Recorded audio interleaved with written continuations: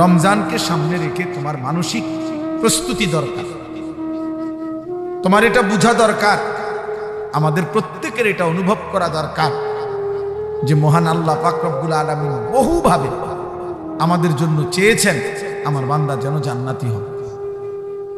আল্লাহ তাআলা বারবার চেয়েছেন আমার বান্দা যেন জাহান্নাম থেকে মুক্তি পায়। এজন্য বারবার আল্লাহ তাআলা বিভিন্ন মাধ্যমে আল্লাহ তাআলা সুযোগ দিয়েছেন। শবে বরাতের মাধ্যমে আল্লাহ আমাদেরকে সুযোগ দিয়েছেন, শবে কদরের মাধ্যমে আল্লাহ আমাদেরকে সুযোগ দিয়েছেন, একটি পূর্ণাঙ্গ রমজান মাসের মাধ্যমে আল্লাহ আমাদেরকে সুযোগ দিয়েছেন, হজ্জের মাধ্যমে আল্লাহ আমাদেরকে সুযোগ দিয়েছেন। এইভাবে বহু মাধ্যমে আল্লাহ তাআলা চেয়েছেন বান্দাকে মাফ করতে।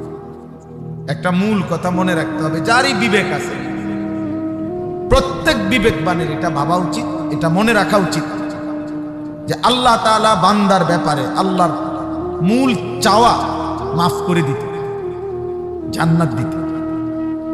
আমরা যদি বলি কাউকে যে ভাই আপনি আসলে আমারে মূল কথাটা বলেন, আপনি আসলে আমার এটা দিবেন, আমার নাহলে ঘুরাইয়েন না, আসলে দিবেননি এটা কর, না দিলে শুধু শুধু ঘুরাইয়েন না। তো কথার কথা এরকম আমরা বলি। আমরাও যদি আল্লাহকে বলি আল্লাহ আপনি আমারে নামাজ পড়তে বললেন, রোজা রাখতে বললেন, হজ করতে বললেন, জিকির করতে বললেন, তাসবিহ পড়তে বললেন, সেজদা দিতে বললেন, রমজান দিলেন, শবে বরাত দিলেন, শবে কদর দিলেন। আসল কথা হলো আল্লাহ আপনি আমার ব্যাপারে মূলত কি চান বলেন।